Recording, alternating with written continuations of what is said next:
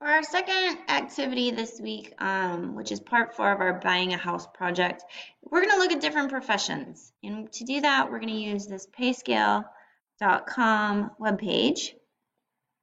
So think about 3 different professions that you may want to investigate. So for me, I would say maybe I am a secondary teacher. So I would open Payscale and I would just type in secondary teacher and we're going to search. Now, here's where it can get a little interesting. You'll see here median salary, 49,000. You can take that and it's in Boerne, which is close to San Antonio. You could choose the city that you've chosen to live in and type this in. If you do that, you would need to put 1 year in the field, and then it's going to start asking you some other questions. So you can mess around with this. You can say you're just exploring, and then they're going to have you type in a whole bunch of other stuff. So you would type in your job title again, things that make you important. All right, well, I'm pretty good at my subject matter. I can plan curriculum. I have a teacher certificate. Teach math. For you, you would put student. And then, you can choose some different things here. I'm actually a state employee. So we don't really need to worry about all of that. Highest degree completed. So when you think about what you want to be, you need to think about what degree you might need for that. So if you're wanting to be an engineer or an architect or doctor, you're going to need a pretty high degree. And we talked about degrees in colleges last year. So I actually have a bachelor's degree. And some of this, it doesn't really matter. You don't have to type all of it in, but you do need to think about how much you would need. You don't need to sign up for that. So you can see down here it's in, so this now the median says 43,000 and that is in Boerne. So I'm going to go ahead and type in, oh, sorry, I didn't copy when I did that earlier, 43,000. And so now you got to do a little bit of math. So we really haven't done too much math up until this point. What are our taxes? So our median salary times 0.25, and you can of course use your calculator for that, times 0.25. We talked about taxes last year, so 10,750. That's what you pay over the course of the year because this is annual. Median annual salary minus the taxes, that's your net, that's what you get to take home. So we would again go back to our calculator. 43,000, remember you can arrow up, so 32,250. Divide that by 12 and you get to see how much money you have every month to bring home, 26,8750.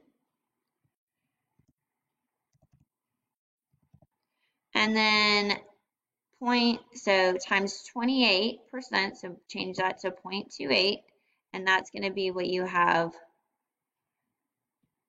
budget-wise for your house. So $752.50. That is obviously not very much. Now, if this is a single, could you afford the house of your choice with this career? Obviously, no, I couldn't because we looked at the one I was looking at before. This would be a brand new teacher starting. Maybe you choose something else, okay? So if I wasn't a teacher, we can use my husband. He's a firefighter. So we could come here, open it back up, and I could say, firefighter, paramedic. We could search. Okay, I'm not sure why it keeps defaulting to Bernie. And you would always put 1 because you're just starting out. So this is at 53 now. So I'm just going to go with that. I'm not going to go through all that extra stuff because that just becomes kind of a pain. You can look down here at some other stuff, average salaries, hazmat, emergency response that have to do with that.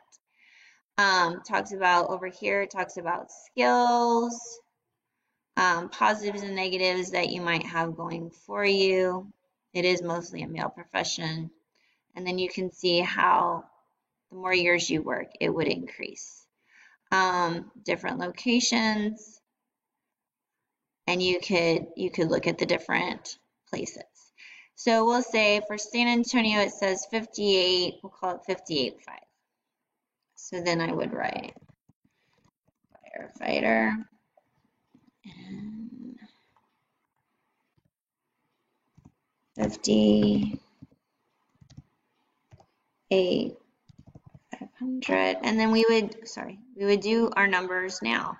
So now we have 58,500 times 0.25 for our taxes, so 14,625. And then, so obviously the more money you make, the higher your taxes are going to be.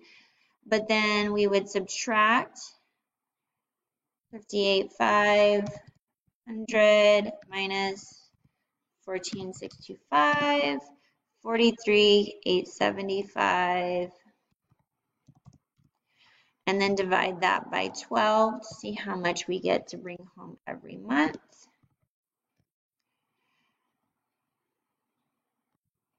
Remember, if you want it to be a decimal, if you're using the app, make sure you put a decimal in your answer. So,